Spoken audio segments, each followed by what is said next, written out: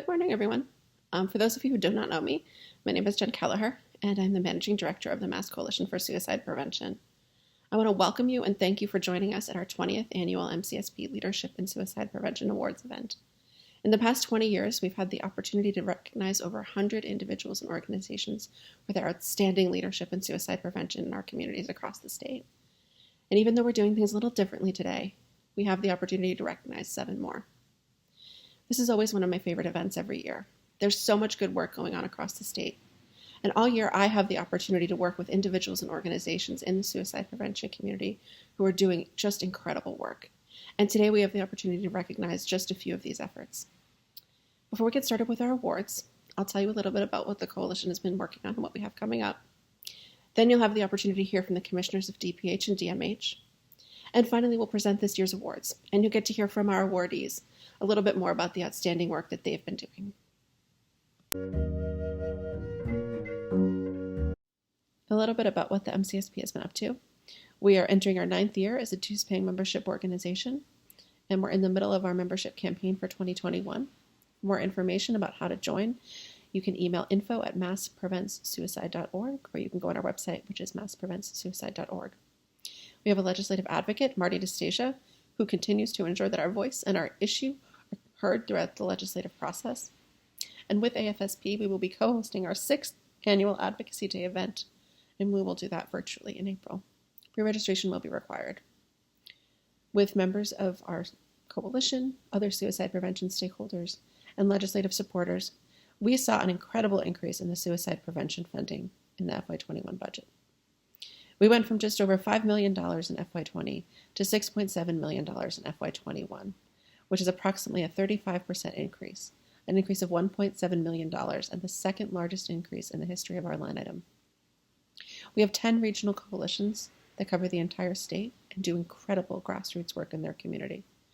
From organizing conferences to community conversations, trainings, survivor support, education, and other awareness events, they continue to ensure that the needs of their community are addressed and met. The MCSP continues to be the organization responsible for ensuring that the statewide strategic plan for suicide prevention is implemented and reported on. And we have produced a strategic plan evaluation report and evaluation summary beginning in FY11 and 12, and we've updated that every year.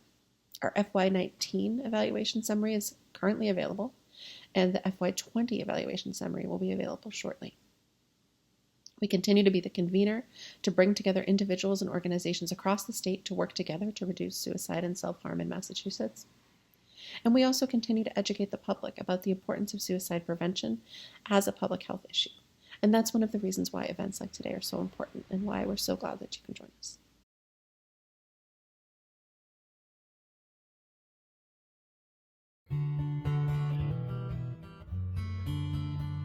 You're not alone. You're not alone. Someone sits just waiting to talk to you. You're not alone. Text or phone. Text or phone.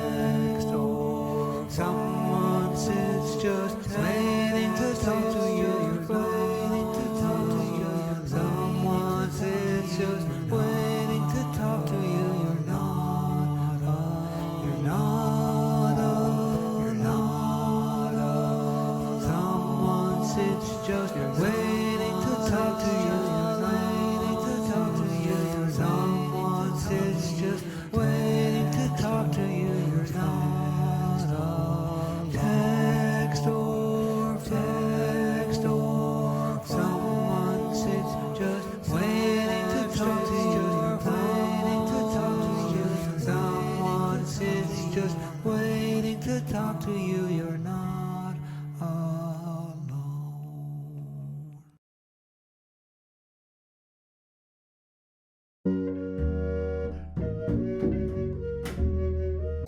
Good morning. For those of you who may not know me, my name is Brooke Doyle, Commissioner for the Department of Mental Health. Thank you for inviting me here today to support the efforts of the Coalition and so many others who recognize the importance of working together on suicide prevention.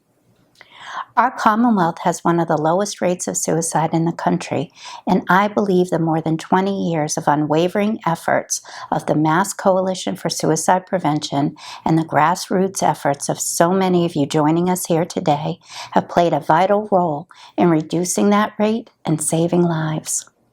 I am honored to play a role in the work that so many of you have dedicated yourselves to. People like Dr. Douglas Jacobs, who we recognize today for a lifetime of developing programs like SOS, the Signs of Suicide, and always focusing on prevention. But despite all our efforts, suicide rates overall have continued to rise for more than a decade, and COVID-19 continues to further impact the mental health of our state and our nation. So much has changed over the course of more than a year of living with the physical and emotional challenges of a pandemic.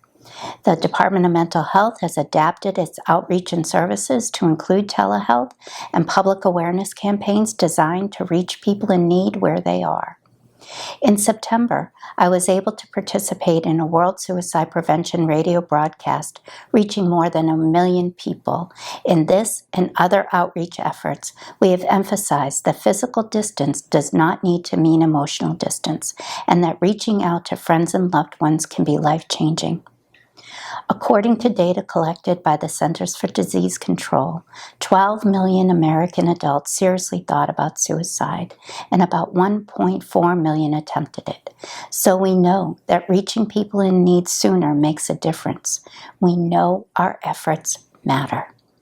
I want to take a moment to acknowledge the Mass Suicide Prevention Program at our sister agency, the Department of Public Health, and Commissioner Monica Burrell. They've helped make Massachusetts a leader in suicide prevention. Over the years, DMH and DPH have enjoyed a strong partnership to raise awareness and change practices in suicide prevention. Several years ago, our agencies were awarded the National Strategy for Suicide Prevention grant, given to only 5 states in the country. This grant focuses on adult suicide prevention and allows our 2 agencies to address prevention across the lifespan. One of the central components of this work is the dissemination of zero suicide, an approach to improving prevention in the healthcare delivery system.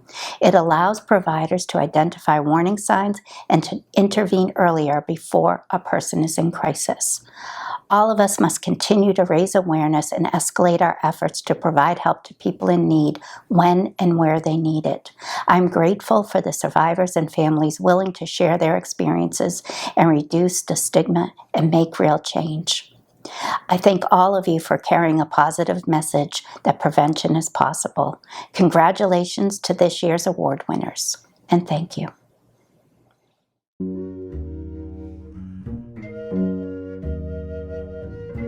Morning.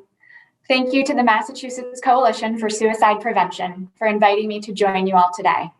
My name is Lindsay Tucker, and I am the Associate Commissioner at the Massachusetts Department of Public Health. I'm honored to be with you to recognize this year's Leadership in Suicide Prevention Awards and to celebrate our work together on behalf of everyone who has been impacted by the preventable public health issue of suicide. It is devastating that a year later, we are still enveloped by COVID-19. Whether personally, through our circle of family and friends, or in our community, COVID-19 has impacted all of us. And it is impacting us not just physically, but mentally as well, making the work all of you do even more important. Thank you. We are so fortunate to have such an active and effective state coalition who are the sponsors of today's event and whose members work tirelessly at the grassroots level in communities across Massachusetts. We are also indebted to the many legislators who have made suicide prevention a priority. Without their support, we wouldn't have the funding to do the work necessary to keep our suicide rates as low as they are. And we are lucky to have such a productive partnership with our sister agency, the Department of Mental Health, and Commissioner Brooke Doyle. I'm so glad you had the opportunity to hear from her earlier. She's a champion for this issue, and we look forward to continuing the collaborative relationship we have developed with her over the years, working with her and her team. I was thrilled to see 2 of the award recipients today were nominated for their work in racial equity and social justice and how that relates to suicide. This focus is incredibly important to the work we do every day at DPH, and I'm delighted the coalition is working with the department to move this work into the field of suicide prevention. I'm sure you will agree with me that Massachusetts has been doing extraordinary work in suicide prevention. I'd like to share just a couple of the projects that have continued despite the move to a virtual setting, and as I said earlier, even more important because of it. With the pivot to the virtual world, we at DPH wanted to be sure suicide prevention efforts were not left behind. Now more than ever, we have heard from people they need more resources, more instruction on how to help someone in crisis, and more connections. The suicide prevention program quickly answered the call and began offering webinar series to keep the program going. A racial equity webinar series was also offered to better equip individuals and organizations to understand the complexity of racial equity and suicide prevention. I want to take this opportunity to recognize Kelly Cunningham and the extraordinary leadership she and her team have demonstrated over the past year. Thank you for your vision, your passion, and your creativity in meeting the needs of the moment. Secondly, working collaboratively with our colleagues at DMH, we have continued the Zero Suicide work focusing on the Southeast region of the state. Providing a monthly learning series to engage participants in learning best practices for suicide prevention, we have been able to sustain this effort. These 2 are just a representation of the collaborative work needed to be done in suicide prevention to make the strongest impact. As we all know, there is much more that is needed to be done to reduce suicides in Massachusetts, but working together, I know we will continue to make a difference. Thank you again for allowing me to share in the celebration, and congratulations to the recipients of this year's awards.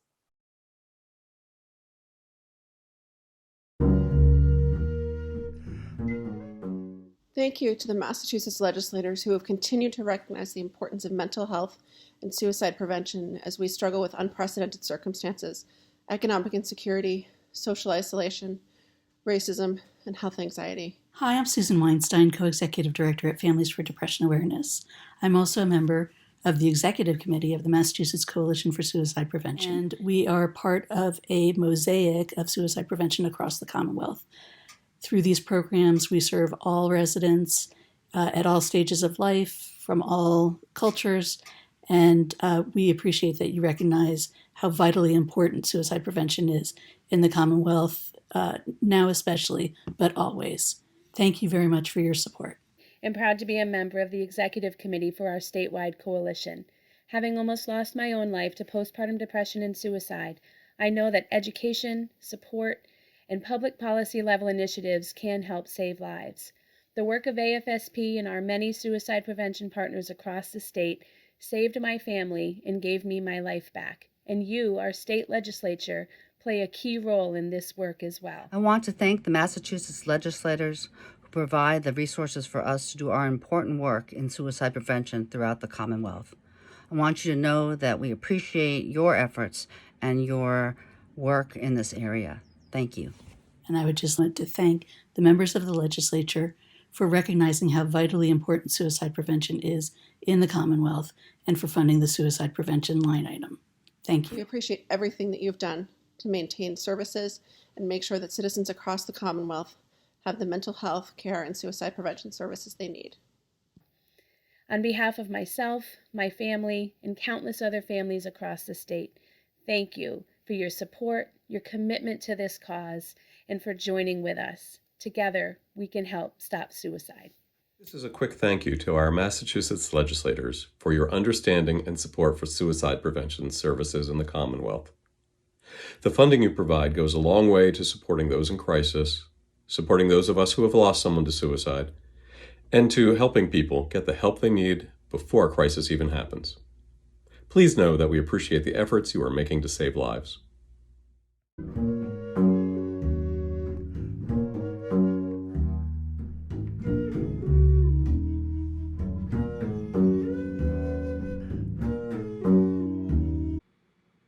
Hello, I'm Senate President Karen Spilka. I first want to offer a special thanks to the Coalition for organizing today's virtual event and to all of the folks that are attending. With so many people feeling isolated and alone these days, your work simply has never been more important. It is my great honor and privilege to present this year's Leadership in Suicide Prevention Award to a dear friend of mine, Representative Jack Patrick Lewis. I just can't think of anyone more worthy of today's recognition. Like me, he represents Ashland, so I take great pride in having a strong partner in representing Metro West and an ally in increasing access to mental health services across our Commonwealth. Jack is a true force for change on Beacon Hill and an unwavering voice for survivors and increasing supports for suicide prevention and counseling. An outspoken advocate for LGBTQ youth and an ordained Unitarian Universalist minister, Jack brings a very unique and compassionate perspective and deep understanding of the emotional health issues that can lead to suicide. Suicide is a subject we know that many people would prefer not to think about or talk about. But we simply cannot ignore this mental health crisis. I know Jack and all of you share my concern in seeing the rising number of people, particularly our students, who are in need of mental health and suicide prevention services. The isolation, adjustment to new technology, working from home, remote school, fear and uncertainty because of the pandemic, and new ways to communicate have been daunting for so many people. So there's never been a more critical time to highlight suicide prevention resources and mental health resources throughout our state. If this moment has taught us anything, it is that we are all in this together, and we must all take care of each other. In that spirit, it gives me great pleasure to lift up my colleague and friend, Jack Patrick Lewis, for his partnership, advocacy, and dedication to preventing suicide throughout our Commonwealth. Thank you again for all that you do, and thank you so much for allowing me the opportunity to speak with you today. Thank you, and please stay healthy and well.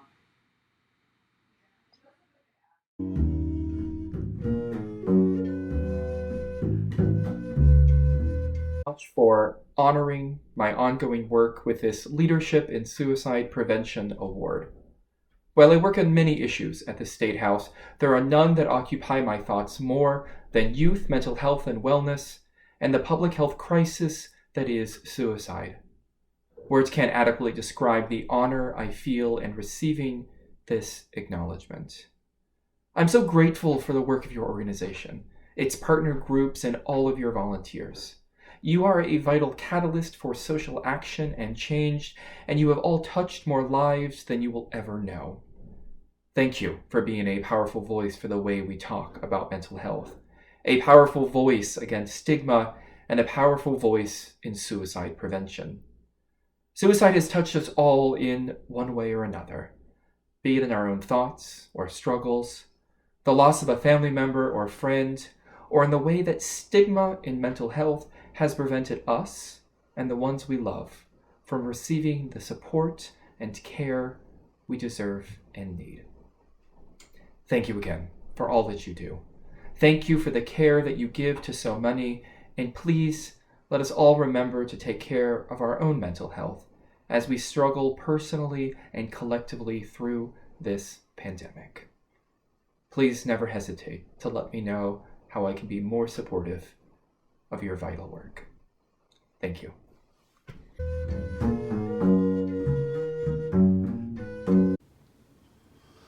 I am pleased and proud to congratulate the 8th grade class at the Pine Arts School in Lowell on receiving the Leadership in Suicide Prevention Award that is being presented by the Massachusetts Coalition for Suicide Prevention. In recent years, the 8th grade class at the Pine Arts School is focused on several different issues, including securing funding for an extracurricular world language program and drafting legislation to restrict the sale of flavored vape products. This past year, the 8th grade class decided to tackle the topic of teen suicide. After researching the topic, the class produced a public service announcement, authored an op-ed column in the Lowell Sun, and lobbied the state legislature to increase the line item for suicide prevention in the state budget.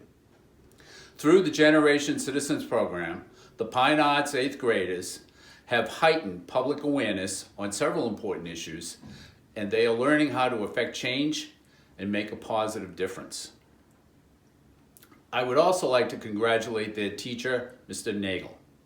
Mr. Nagel initiated the Generation Citizens program at the Pine Arts School in 2016. Since then, he has helped to launch Generation Citizen programs at 9 other schools in Lowell, providing civic engagement opportunities to more than 1,000 students. Mr. Nagel has received several awards for promoting civics education and active citizenship, and in 2019, he was selected as the Massachusetts History Teacher of the Year. I would like to commend Mr. Nagel for instilling civic responsibility and awareness in the 8th grade class at the Pine Arts School, and I would like to applaud the 8th grade class for raising our awareness on such an important issue as mental health and teen suicide. Thank you very much, and thank you to Mr. Nagel and the 8th grade class at the Pine Arts School in Lowell.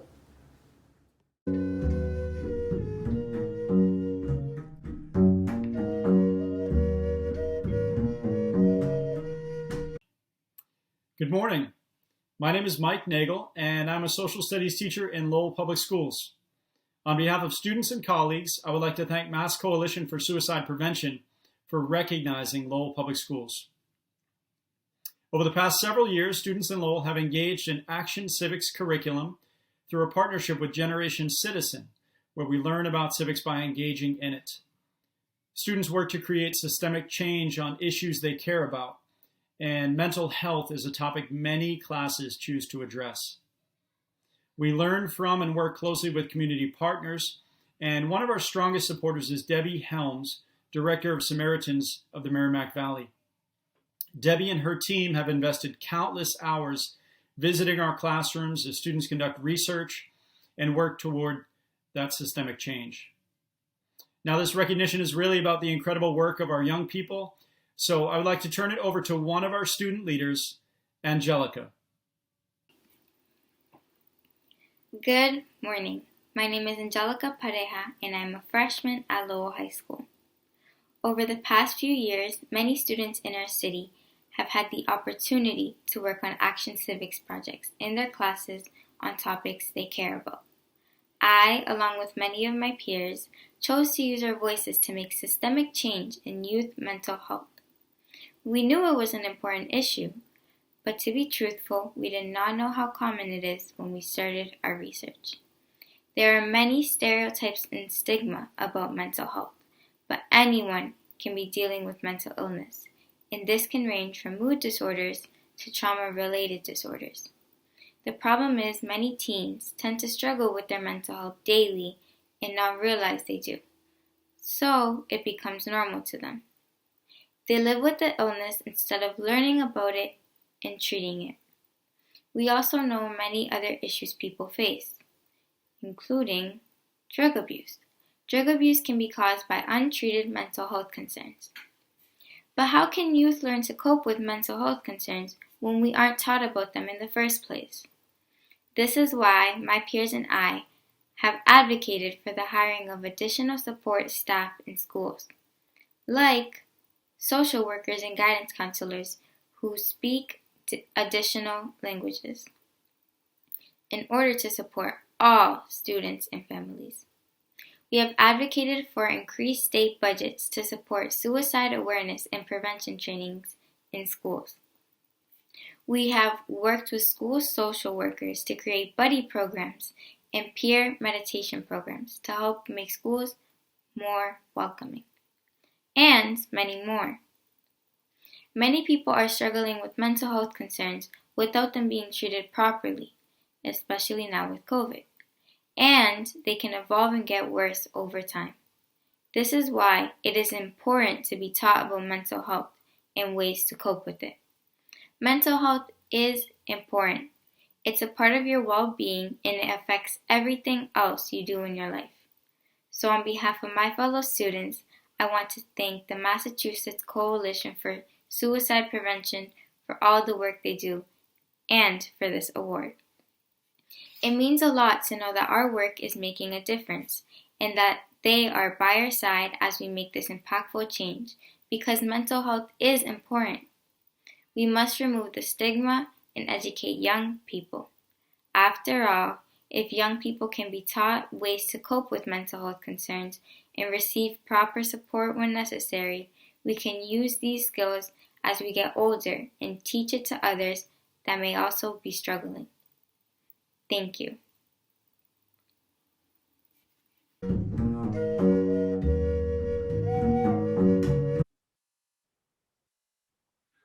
Good morning. I'm Jim McCauley from the Riverside Trauma Center, and it's my special honor today to introduce Dr. Douglas Jacobs for the Massachusetts Coalition for Suicide Prevention's Lifetime Achievement Award.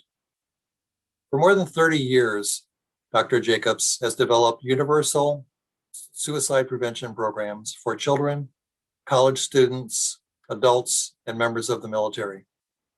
In 1991, he spearheaded National Depression Screening Day, the first large-scale public campaign to address depression. Dr. Jacobs also created Screening for Mental Health, Inc. For almost 30 years, Screening for Mental Health was one of the most visible and clinically sound suicide prevention organizations in the US.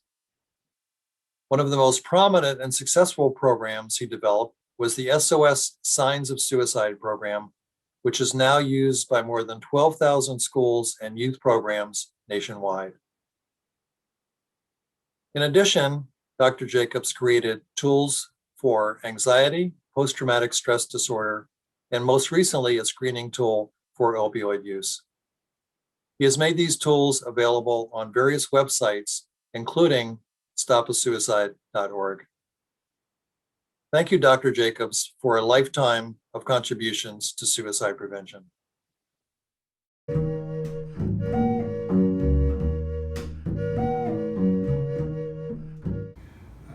I want to thank the Mass Coalition for Suicide Prevention for this wonderful award, which means a great deal to me.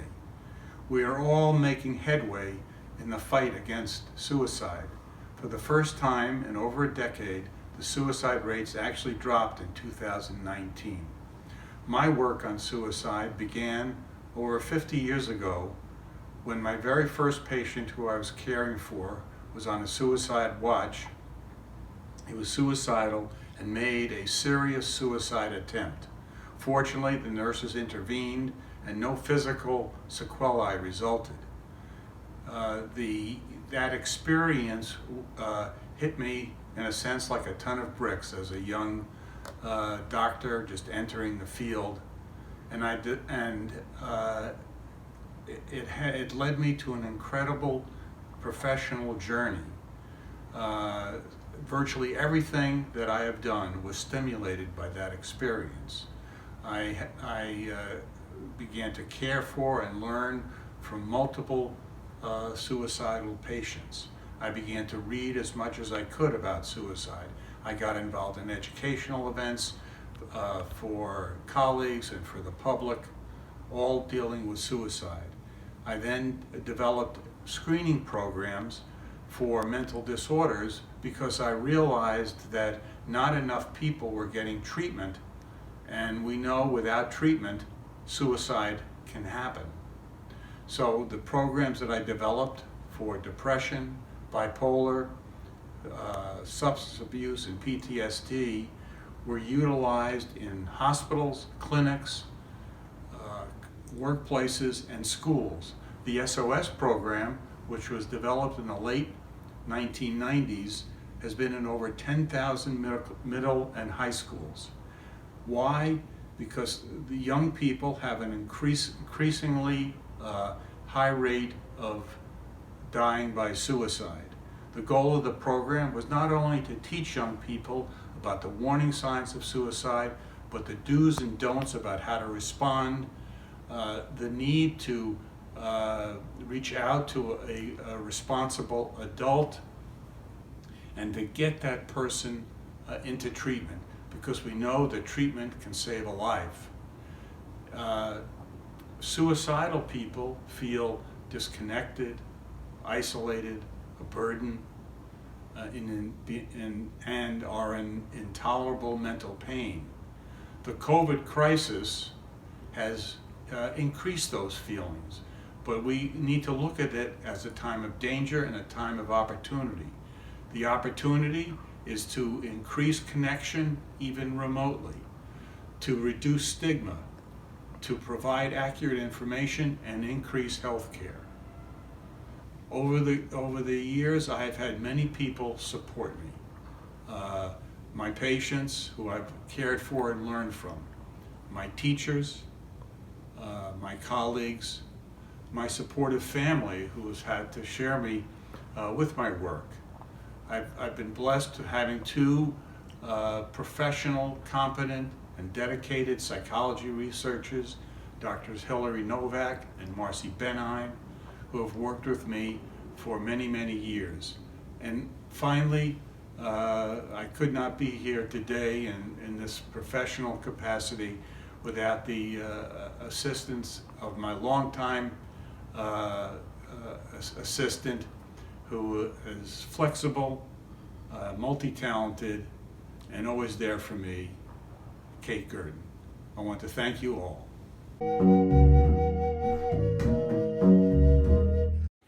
Greetings, my name is Nancy Farrell, and I'm a longtime suicide prevention advocate with the American Foundation for Suicide Prevention. I have the honor today of presenting the award to David O'Leary. David's a suicide prevention advocate, a leader, and a friend to many of us.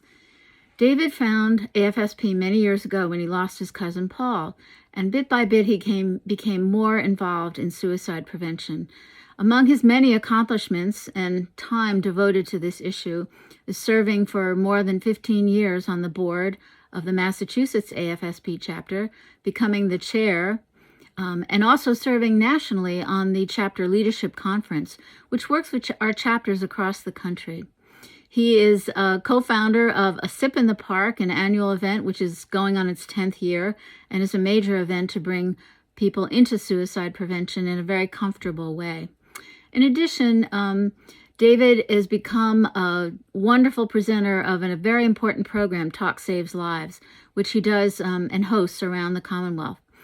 It would be easy to say that because of his day job, David has the ability to be a great MC, but he brings a lot more than that to this. He brings passion, he brings knowledge, and he brings a willingness to be in the trenches all the time for suicide prevention and not just doing the fancy speeches. So, David, congratulations. I can't think of anyone who deserves this award more than you do.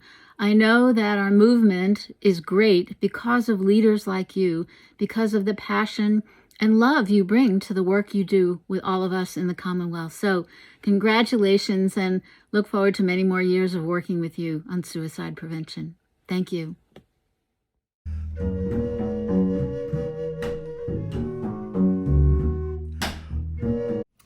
Well, hi there, I'm David O'Leary, and on behalf of the Massachusetts chapter of the American Foundation for Suicide Prevention, I am profoundly honored to be recognized by the Mass Coalition with this Leadership in Suicide Prevention Award. I accept it on behalf of our Massachusetts chapter, our national organization, and all of the organizations and individuals that are committed to raising awareness about mental health and preventing suicide. My work with AFSP got started about 25 years ago, shortly after the death of my cousin Paul by suicide. Paul and I were close. Our families were close, as big Irish Catholic families often are.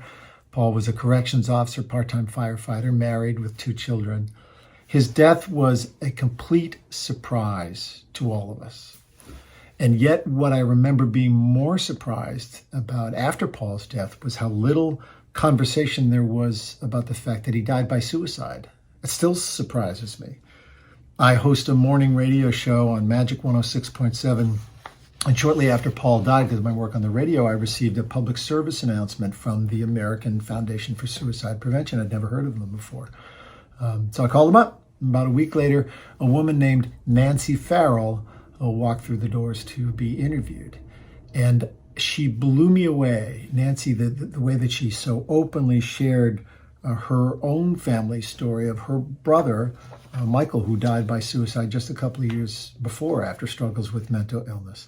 Nancy said it was important for people to hear her family story, to understand, and that normalizing this conversation around suicide and mental health was really the only way that we were going to be able to remove the stigma that often attends such conversations. It was fascinating to me because it was just a new way of talking about something that certainly my family didn't speak about. As a matter of fact, if I'm being honest, what I remember most was wondering what kind of big Irish Catholic family this Nancy Farrell was from, because that's how the O'Learys did business.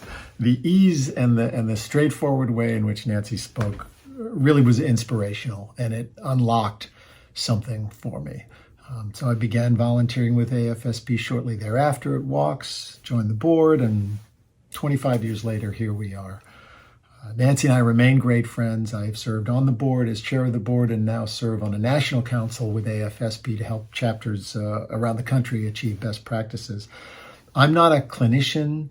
I'm not a caregiver. In fact, I live with depression myself from time to time. What I am is someone who cares deeply about letting those who struggle know that there is help, that there is hope, and that they are not alone. That seems like the kind and compassionate thing to do and can literally save their life. That's all I'm trying to do. I think that's all any of us are trying to do. I'd like to close by acknowledging our committed Massachusetts chapter board, led by one of my best friends and a real leader, Kate Eisenberg, as well as our unbelievable staff, Heather White, Michelle Lee, Jessica Vanderstad, and of course, Melanie Verity. I'd also like to acknowledge my friend, our family friend, and all of our colleague in this work that we do, Eileen Davis and her team at Call to Talk. Eileen, your friendship and our collaboration mean so much to me. Thank you. Finally, I want to acknowledge and thank my family, my wife, Kathy, and our kids, Sean, Fiona, and Maeve. They have all attended fundraisers and walks and sold raffle tickets. They have performed at a sip in the park. They have been beyond supportive of me as I make this journey that means so much to me. Once again, thanks to the Mass Coalition for this honor. I really get so much satisfaction out of our work. I enjoy it tremendously. I am proud to be among you all and look forward to our alliance for many, many days to come. Thank you.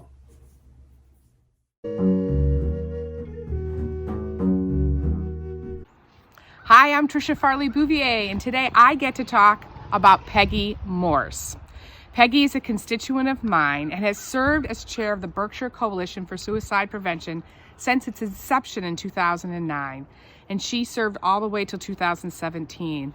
That's a lot of service, Peggy. Thank you so much. She was on the executive committee for 6 years, and she started what I think is so important is the ongoing suicide loss support group, and has been the facilitator of that group for so long. What important work that is, Peggy. She's provided countless hours of training and community events, and one thing she's particularly good at is collaborating with other organizations. There's so many things we can say about Peggy, but she's been like the driving force of a fundraiser that over 8 years has raised $180,000 for this organization. And this isn't Peggy's actual full-time job. She has another job in a completely different field. We're so impressed by Peggy, by her passion and enthusiasm for this work. It's been an inspiration for so many others. The Berkshire Coalition truly has become one of the most cohesive and dynamic coalitions because of Peggy's work. Peggy, thank you for all you do, and congratulations to you.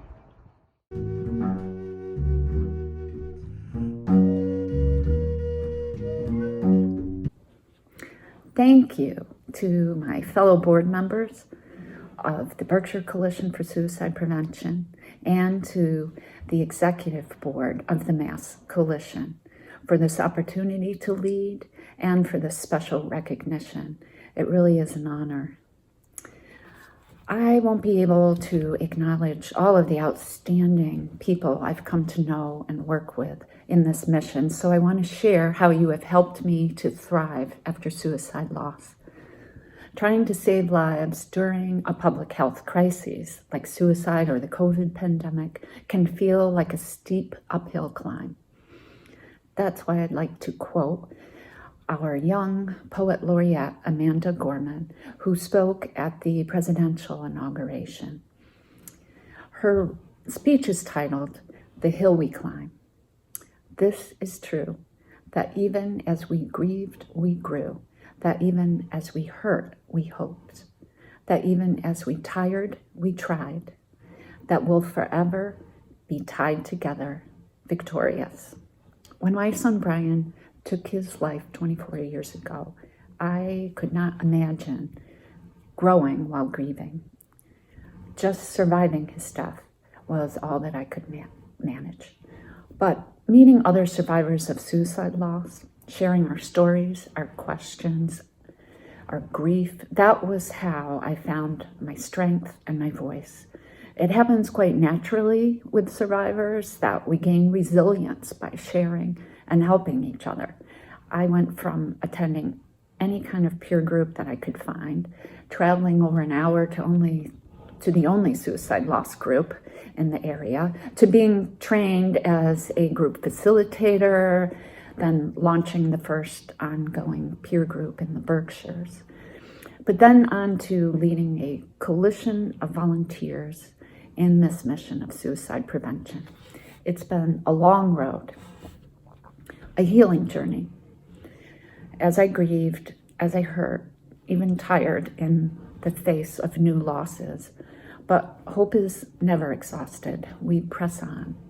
During these past 2 decades, I have worked in multiple levels of this mission. What touches me deeply is how the healing begins when individuals reach out and work together. Whether it's a walk or a hayride to raise funds, outreach after a loss, art therapy for struggling youth, or starting nonprofits and forming coalitions. Coalition work can be meaningful, even momentous when we experience the impact of a public health approach to prevention. Crisis intervention is essential, but in order to lessen suicidal risk, it's equally important to work upstream before the individual goes into crisis, when all of the various local and statewide stakeholders, meaning the professions and organizations that provide mental health support and service, when we combine our efforts, we can reach a larger and more diverse population, stretching our time and funding rather than competing for it. We can fine-tune the education and programs to meet community need, collaborating for the most impact. Coalitions do work. All of this work has brought tremendous purpose into my life after losing Brian. And that is why I can say we are all victorious, tied together in purpose. We keep climbing the hill, each doing our own part, sharing the weight, and finding camaraderie even in the face of more loss. We know that it matters. We witness humanity outside of our lives, and we witness love that heals. Thank you for this award, and thank you for being by my side after suicide loss.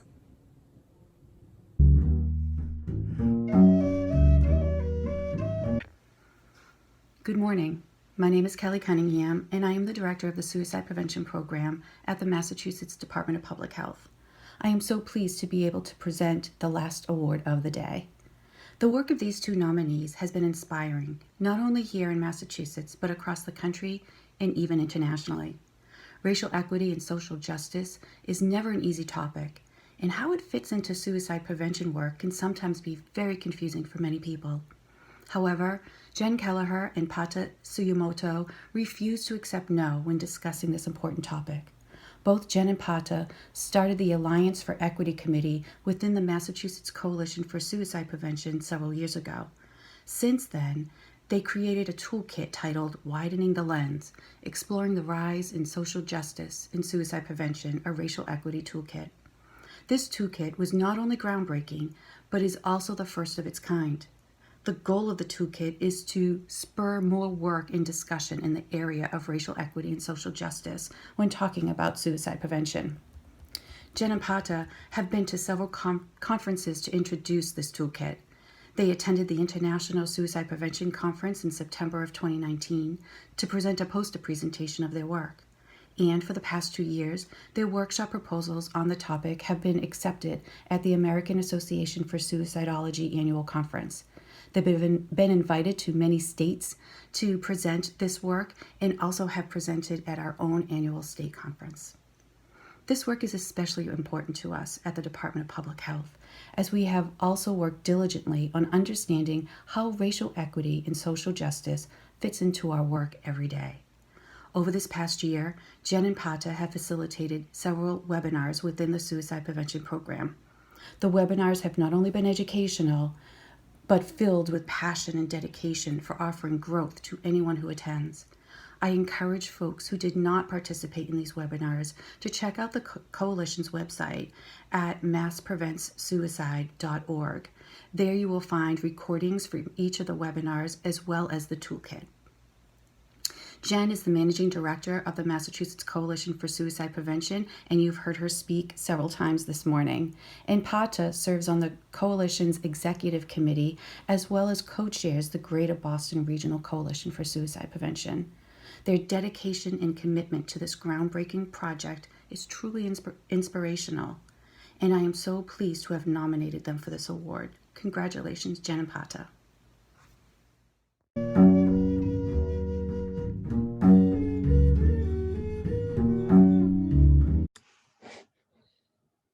I'm honored and humbled that in a state known for innovative, groundbreaking suicide prevention work, the awards committee saw our efforts as being worthy of recognition. I've been doing coalition work for over 12 years, 9 of which have been with MCSP, and I've seen firsthand the expansiveness that happens in our work, our conversations, and our approach when there are a variety of stakeholders at the table. Bringing social justice and racial equity work with the goal of greater equity, representation, and inclusion is important to me because despite all of the wonderful stakeholders we already have at our table, there are still people and communities that are missing. There are voices that would enrich our work, our organization, and our understanding of mental health, resilience, and suicide prevention. And we need to do whatever we can to make sure that these voices and perspectives are no longer absent from our organization or our work. With respect to racial justice, I strongly believe that the emotional, intellectual, and other labor of achieving greater levels of equity and inclusion should not fall solely on people of color. As a white person, I believe I have a responsibility to work to dismantle racism and systems of oppression. I believe that until we have begun to achieve equity with respect to race, gender, sexual orientation, religion, class, and so many other things, not only will our work not reach the people we want, but our organization won't be as impactful and as effective as I know we can be, as we're working towards becoming. I'm grateful that I have the privilege of working with people who are willing to engage in the challenging conversations, deep self-reflection, and incessant questioning that's necessary to do social justice and racial equity work. We knew 2 things when we started this. First, that it was crucial that white allies had to have a responsibility in doing our share of the work, and that's why we created the White Ally Caucus as a part of the Alliance for Equity. Second, that it was equally important that every level of our organization, from our leadership, which is our executive committee, to our general membership, had to be involved. That the work of the Alliance for Equity couldn't just be siloed away in committee. Rather, it had to inform the work and structure of our entire organization. And it's the vision, dedication, and courage of the people not only within the Alliance, but within the entire coalition that's made that possible. This hasn't been a linear process, and we still have a long way to go. But I want to recognize the moments of incredible growth, bravery, and authenticity within my coalition that have made me so proud to be a part of this group and this work. How EC members have unprompted begun to bring social justice and racial equity into discussions about things like advocacy, structural development, and communications and messaging. How we've begun to teach and learn from each other. How our executive committee members have begun to distill really difficult, complicated concepts in a way that made other people shift their thinking and perspective. I want to talk about our small but deeply dedicated MCSP Alliance for Equity. Our Alliance members engage in incredibly insightful, thoughtful, important conversations about where we need to take this work. And these conversations have not been siloed in committee, but rather as we intended, the work of the Alliance continues to impact our entire coalition. I want to talk about the leadership and support of the Department of Public Health Suicide Prevention Program, in particular, Kelly Cunningham. Kelly has continually made social justice and racial equity a priority, not only in her own program, but in her work with the coalition. From the beginning, she has been one of the most vocal proponents of why social justice and racial equity are so necessary, and that's made a huge impact. And finally, I want to talk about Pata's leadership and vision, because without her, this work would never have happened. And I can't really describe the ways in which she has furthered this work. And yes, we have been doing this work together, but we wouldn't be here without Pata. I can honestly say that it is her vision and her leadership that has made all of this possible. I can't tell you what this award means to me, because while it's an incredible honor to be recognized for our efforts, it's really about the recognition of something bigger, which is the importance of bringing social justice and racial equity into suicide prevention, and about everyone who's been a part of this process that will continue to change who we are as an organization and how we do our work. And that's something that's much bigger than any of us. So first, I want to give my deep thanks and appreciation to the award committee, the MCSP, DPH, and the Mass Coalition Suicide Prevention's Alliance for Equity, and to my co-conspirator, Jen Kelliher. When I first started working with the MCSP, I had no idea I would be doing work in racial equity and social justice and suicide prevention, and that I would be honored by this award. I joined the MCSP's executive committee as a representative for the Greater Boston Regional Suicide Prevention Coalition. And at that time, I innocently asked Jen, how many people of color are on the EC? She informed me that I was replacing the only one. And my practical Virgo nature led me to ask myself, what can I do to change this situation so that more people of color are represented and elevated? I suggested we start the People of Color Caucus and a White Ally Caucus to address racial equity issues and provide the EC with feedback on our work through an equity lens. The EC approved the establishment of the caucuses, which are collectively called the MCSP Alliance for Equity. But to be honest, the pressing need in me to promote social justice and racial equity comes from not only my belief that we need to construct a society which is equitable for all, but also from my personal experiences growing up. As a Japanese American growing up in a primarily white community, I experienced racism and a perpetual message that I was different. In addition, I come from a family where my father was imprisoned in an American concentration camp during World War II. That fact alone reminded me that we were considered foreigners in our own country then, and even now, as I'm continually asked, what are you? Or where are you from? Or you speak English so well. Sometimes in the face of it, it's hard not to be snide and say, I am from Vulcan from outer space, and I have a universal translator programmed into my brain that allows me to speak English fluently. All joking aside, it's because of personal experiences like these, as well as movements like Black Lives Matter, combined with my own lived experience as a suicide attempt survivor who struggles with major depression and complex PTSD, that remind me that we have a lot of work to do in terms of racial equity and social justice in suicide prevention and mental health. This award acknowledges the start we have made, and it is just that, a start. We need to continue to elevate the concerns of people of color in the work we do in suicide prevention and mental health, and insist that racial equity and social justice are front and center in all the work we do. I am proud to be part of this effort at the MCSP, and I'm grateful for the reception that this work has received. I hope that you will join us in this effort, as anti-racist work is suicide prevention. And no matter what your race, ethnicity, gender, sexual orientation, or class is, if we want to save lives, we need to be part of the way forward toward equity. Thank you.